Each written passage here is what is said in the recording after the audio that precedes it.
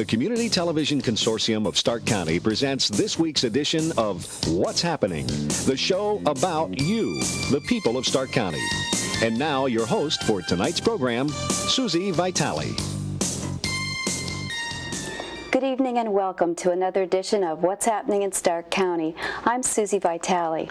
Our first two guests tonight are from the Stark County Department of Human Services. We have our good friend Mary Pratt, who is a minority adoption and foster care recruiter, and we have a new recruiter, Michelle Zomer. Okay, so Mary, do you want to tell us a little bit about Michelle? Well, Michelle has been with the agency a little over a year, I believe, right?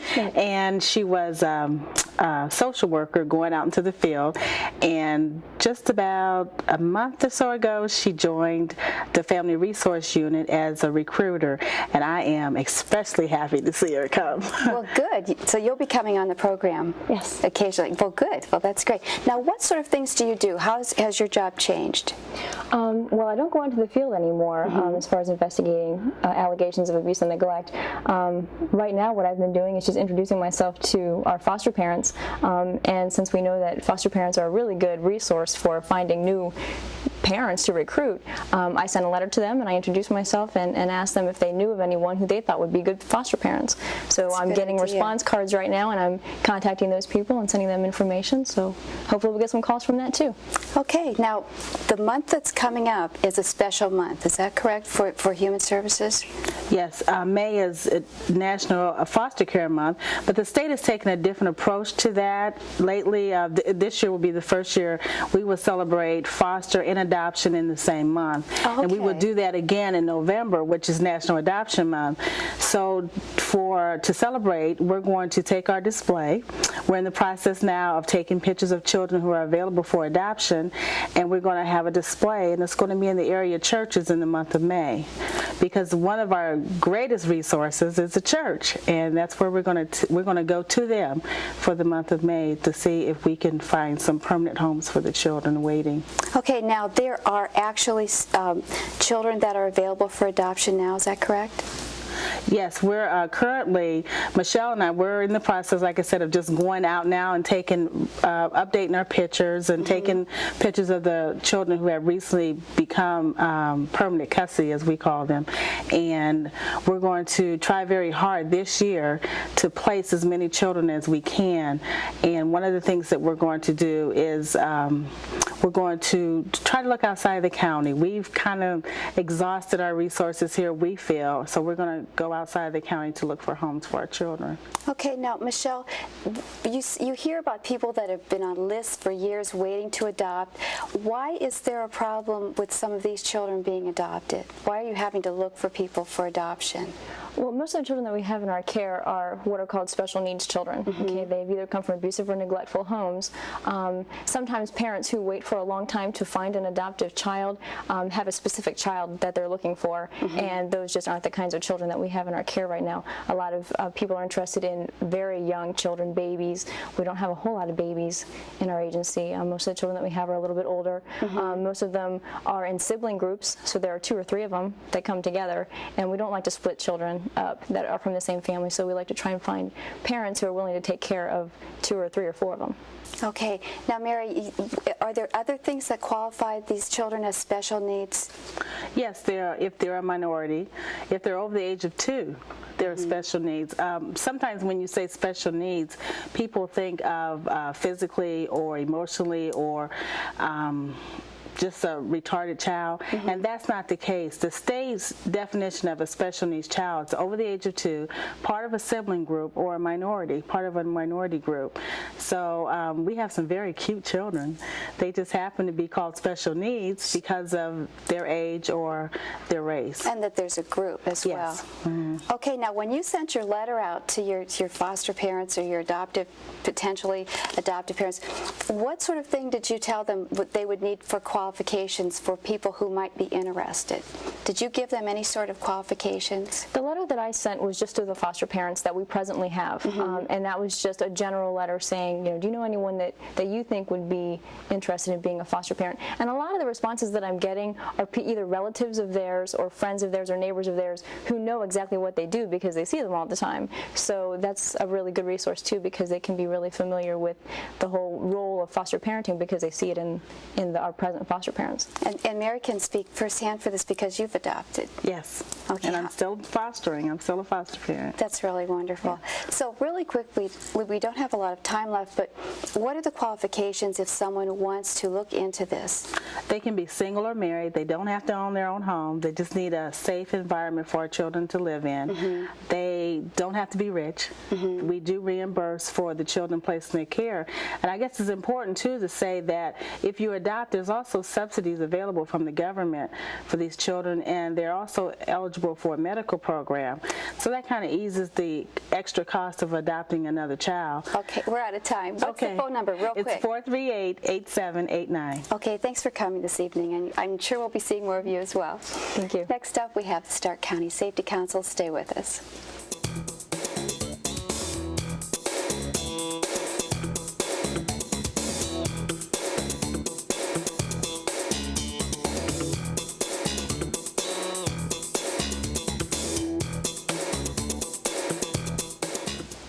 Our next two guests are from the Stark County Safety Council. We have Virginia Nutzling, who is the chairman, and Todd Morrow, who is the vice chairman. And since we're here to talk about the Safety Council, and it's the first time you've been on our program, could you explain to me what the Safety Council is? I really don't know. It's an organization that is sponsored by the Bureau of Workers' Compensation through the Division of Safety and Hygiene. And it's a group of businesses that get together on a monthly basis, and the whole purpose of the Safety Council is to promote safety education among businesses. Okay, now who all is in this? I know there are several businesses, but who all makes up this council? Businesses throughout Stark County. Most of our individual members are representatives of those businesses, and most of them are human resources managers, safety professionals, sometimes people that work in the plant that are interested in safety, a lot of safety professionals who are safety consultants or attorneys who practice in the area of occupational safety and health law. Okay. And they can be small businesses or big businesses. We have one-person companies all the way up to including the Timken Company. Is there some sort of fee to join, or is there some sort of membership? No, there's no fee to join. All we have to do as a member is to fill out biannual report forms and attend all our meetings. Okay, and when is this meeting held? Is it during the day or the evening? Or? Well, we have several meetings throughout the year. Every month we have a monthly Safety Council luncheon that's held at the Belden Village Holiday Inn on the first Thursday of every month. And generally what we'll have there is speakers who their expertise is in the area of safety and health. For instance, we just had a luncheon today. The speaker was on workplace violence. Last month we had a speaker on first aid. Next month we will have somebody who will be covering the new Department of Transportation alcohol and drug testing guidelines. In addition to that, we have generally one seminar during the year. One of our most successful seminars is our fall seminar, which is an all-day seminar. Again, various safety professionals come in and give an all-day seminar and the registration fee is really a low fee. It doesn't involve very much at all. The luncheons, the cost of the luncheon is just the price of lunch, which is, I think, $9. Well, that's great. Now, why was this council originally formed? Were there a lot of accidents happening? Did you want to prevent accidents, or? The whole purpose is safety education and to encourage companies to operate in a safe manner. Right, and that really benefits not only employees but also the businesses. In today's legal environment, we have a very litigious society, and an employee getting hurt on the job can often file suit and really cause a lot of problems for employers. So really promoting safety is not only in the best interests of the employees but also in the employer from a litigation standpoint. Okay, so now you have different programs. Does that include your seminar, or do you have other programs going as well? Well, we have one other program, which is our annual Safety Awards dinner, and that is generally well attended. It is, I believe, on April 23rd this year at Skyland Pines. We usually get several hundred of our employee members there, and we hand out safety awards. And this is one way that we encourage and promote industrial safety, is through giving out a number of awards. We have over 200 winners this year. Yeah. Oh, what's the criteria?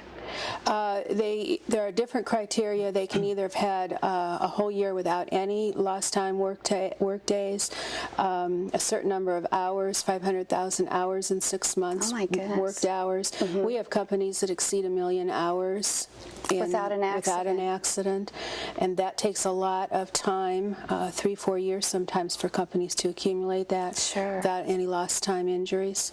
So. Now, do you go out and recruit new members, or are they just coming to you as they hear about you? Or? We actively recruit them. We have one of our volunteers that spends a lot of time on the phone calling companies and getting them interested in the Safety Council, and then encouraging them to keep their reports filled out, because if they don't fill out their reports, they lose their status as a member company. Okay, about how many companies belong at this point? About 230. 230, that's wonderful. And how long has this been going on?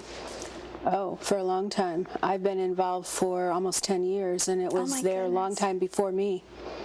Okay, now if somebody is interested in joining and they're watching the program, they need to know how to get in touch with you. So what's the phone number they'd call, and who would they talk to? They call the Canton Chamber, and this is a Stark County-wide Safety Council, but we're housed at the Canton Regional Chamber offices, 456-7253, and ask for Kathy Stewart. Okay, and this would include the Massillon area, Alliance, the entire everywhere. county. Okay, and what's the phone number one last time? 456-7253, Kathy Stewart. Okay, thanks for coming this evening. Thanks, Susie. Thank you. Next up, we've got more. Stay with us.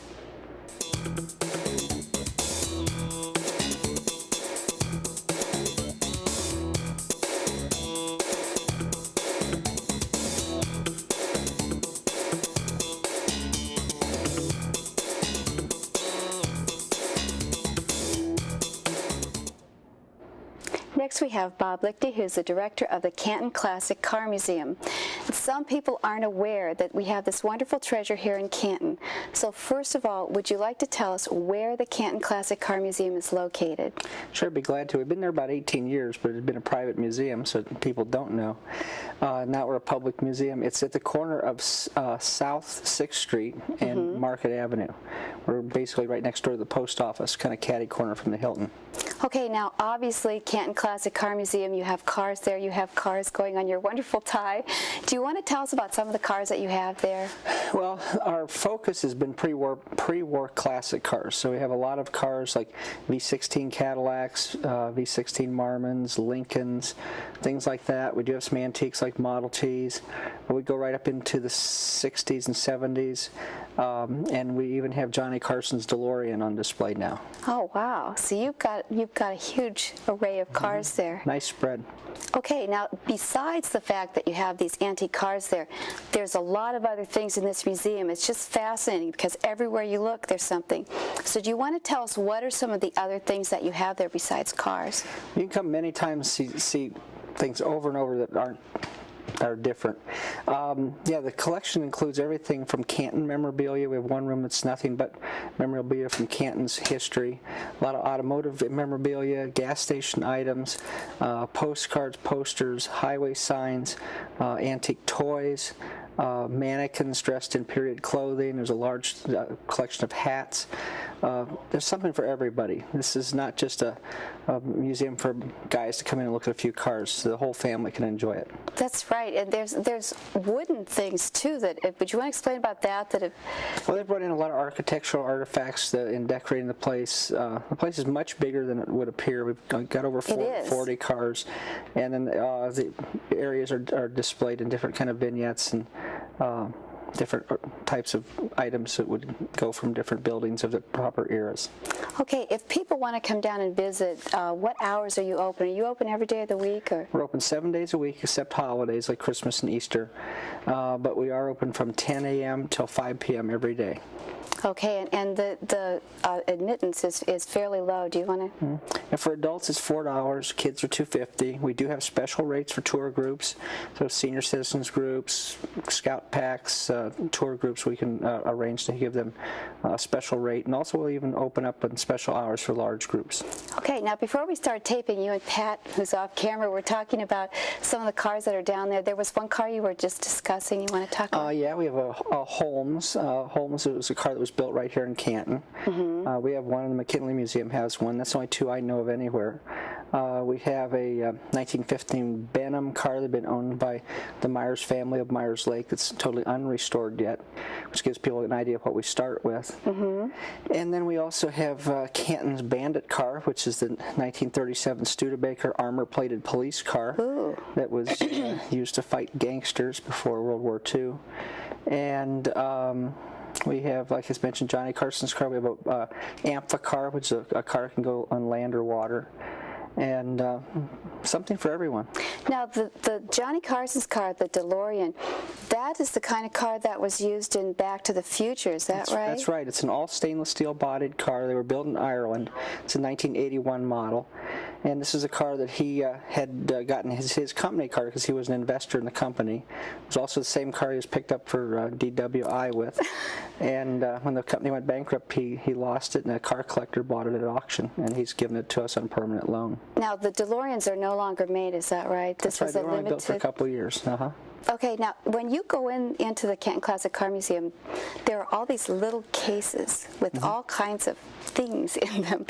Right. Do you want to go into more detail about in the cases, we have a lot of, there's antique toys, there's hood ornaments, radiator caps, hubcaps, trinkety items from all the companies in Canton, bulb horns, brass lamps, it just goes on and on. I mean, it's hard to even give a list. Okay, we've only got about a minute left, but do you need volunteers there?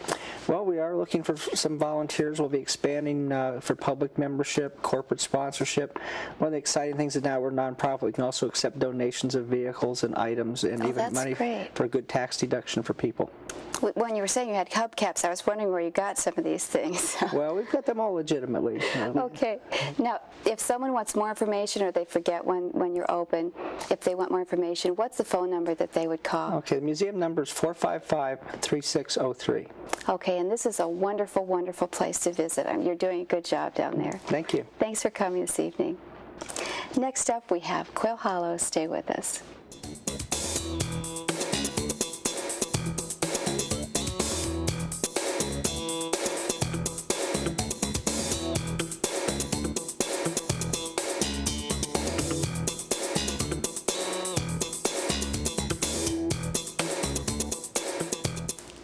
Our next guest is our good friend Barb Lesko, who's a park naturalist at Quail Hollow. We were just reminiscing about some of the fun things you've brought on, like Otto the Owl and that wonderful big snake. But you're here tonight to talk about something a little bit calmer. So you have an event coming up. Do you want to tell us what it is? Well, snakes will be out that time of year, so you never know. But and the night, are you doing Night of the Frogs yes, this year? That's April 16th. Oh, and, okay. Looking forward to that. That's real fun every year. But the craft fair is coming up, and that's May 4th and 5th. It's always the first weekend in May, and it's one of our most popular annual events. Sometimes we see 1,000 people on a day. That's and great. It runs from 10 to 5 on Saturday and 11 to 5 on Sunday. Okay, who puts this on at Quail Hollow? Is this a group?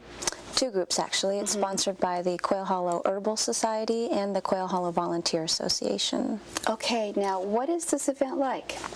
Well, we'll have about a total of 70 crafters, and that's both in the building, actually 2 buildings, in the carriage house, all 3 floors of the manor house, and then surrounding the manor house on the ground. So it's a nice setting, a nice time of year, and it's lots of different things to buy. Marilyn Mattingly gets all the crafters together, and she's careful about not overlapping the different goods that people have. So we have everything from pottery and stained glass to dried flowers, of course. And actually there's two things going on, the crafters and then also the Herbal Society has their annual plant sale. So they sell herbs like culinary and fragrant herbs, so you can pick up your plants. And then they also bake delicious herbal breads, and they usually go pretty quick on Saturday, but I think they save some on Sunday, so if you get there Sunday morning, you might catch those too. Okay, and there's other food as well? Yes, the Lions Club has a booth, so refreshments will be served for lunch or throughout the day, actually. They'll be there both days. Okay, and there's plenty of parking. I mean, this is a state park, so there's lots of room for people to park. Yes, we'll be using the parking lot, and then also we use the top of the hill for those who are familiar with the park. Now, plenty of parking, and that's free of charge also. Is there any admission? No admission. Oh, that's no fee great. for parking. Basically, it's just what you find as far as the crafts and also refreshments or your lunch. Now, for people who don't know, where is Quail Hollow located? It's just 1 mile north of Route 619 in Hartville. It's very easy to find.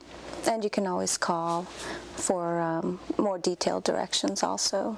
Okay, now during the year, your volunteers do a lot of work, and there's one particular project that I'm very interested in because it's the last thing you talked about the last time you were on. So do you want to tell us about that? And that is all set. The Nature for All Trail is open and accessible to everyone. That's great. It's a 2,000-foot paved path starting at the Spruce Grove picnic area, which is our smaller parking lot near the house. And as I mentioned, it's accessible to all persons, including those with disabilities, as well as strollers or elderly. It's a nice, smooth walking path that goes through deciduous and pine forest, so it's real nice. Do you have the post set up where there was going to be a texture to the path and you could hear a tape? Half of that is in place. Now, the texture part, we are experimenting. It didn't work out as we had planned. We're trying something different with that. The numbered posts have been vandalized. We're working on getting those out right away. But the voice box is working good, and it's all set, a nice path to walk down, and we've gotten a lot of compliments on it. What kind of things are said on the tapes? It talks about what you can see as far as animals and the different kinds of trees down the path, as well as seasonal things like you can hear the frogs this time of year, and different things like that. Now, what do your Herbal Society volunteers do during the year? They're busy coming up this time of year, actually in the next month probably. They'll be starting to work on the gardens, and they work on the big formal herb garden, which, by the way, has been expanded 6 foot out from its whole perimeter. So they've expanded that this year. And then they also work on a smaller culinary herb garden closer to the house. And then they harvest the flowers, dry them, and in the fall they have a public workshop where people can come in and for a small fee make swags and wreaths and things like that. There seems to be an increasing interest in herbs every year, and it seems like this would be becoming an increasingly popular place to see, and it is beautiful the way they It is, and especially when the herb garden's in bloom. It's nice. Okay, if people want to call you and get more information, what's the phone number? 330-877-6652. Okay, thanks for coming this evening, and please come back and bring some pets. Will do. Okay, next up we have Pat Perkins. Stay with us.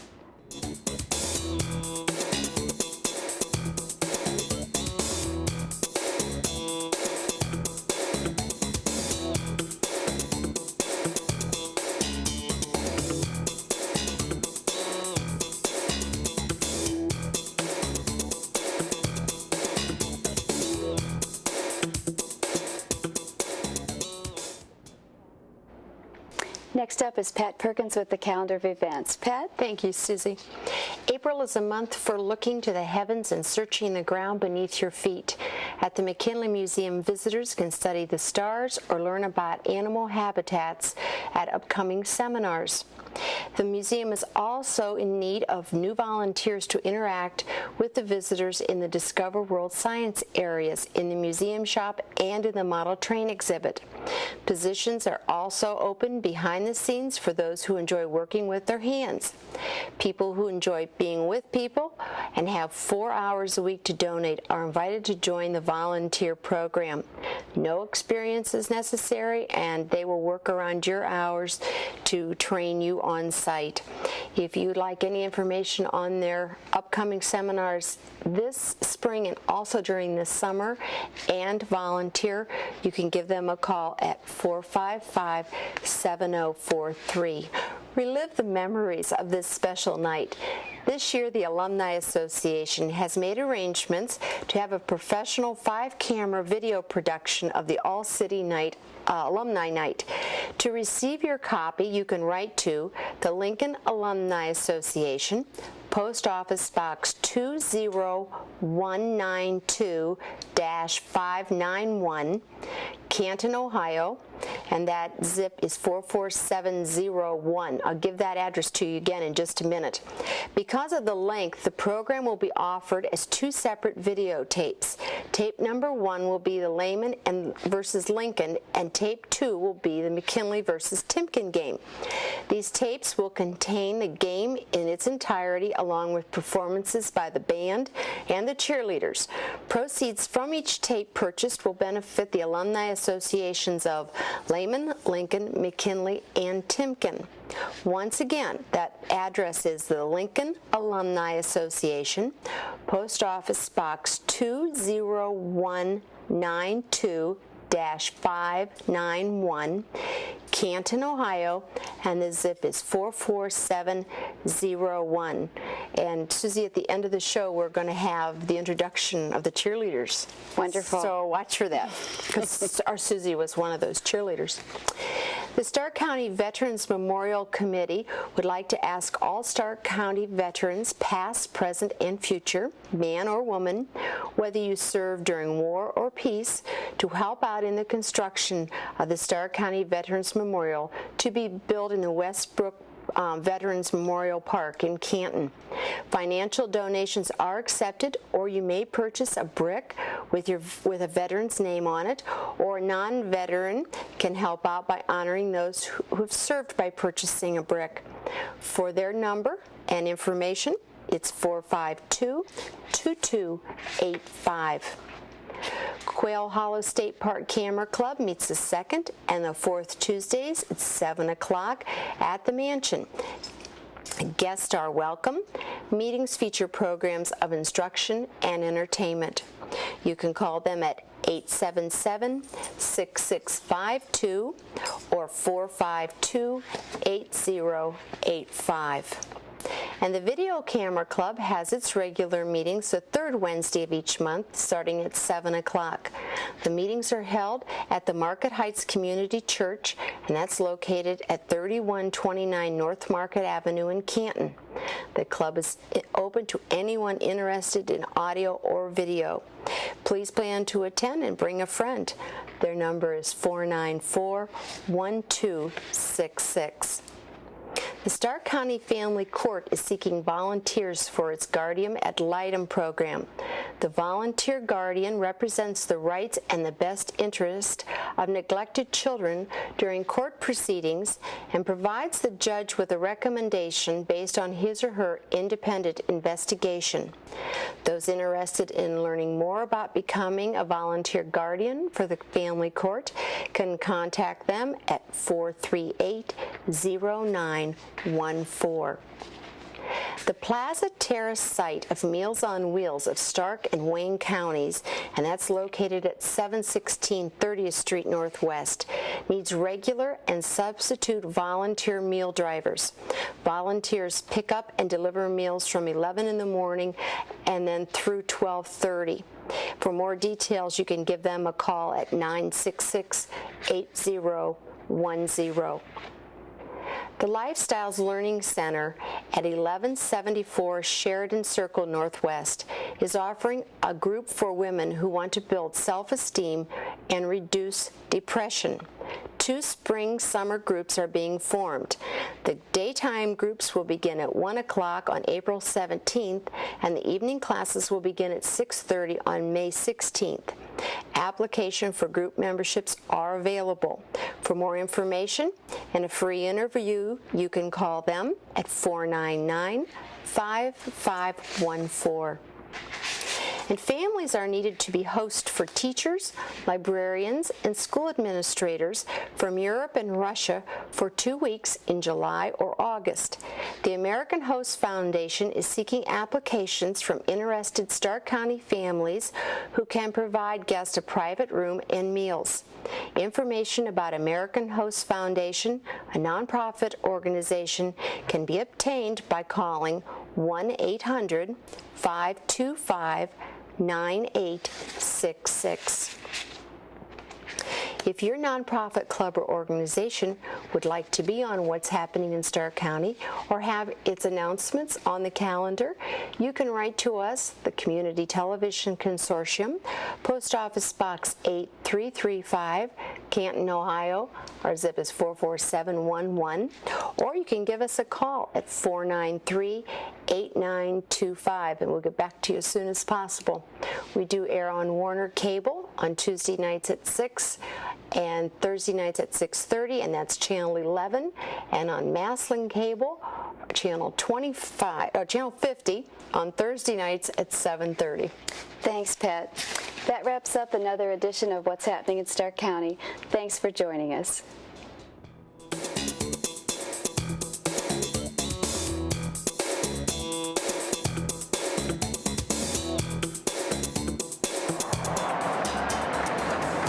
From the class of '69, Pam Addington Bailey. From the class of '66, Peggy Robart. Also from the class of '66,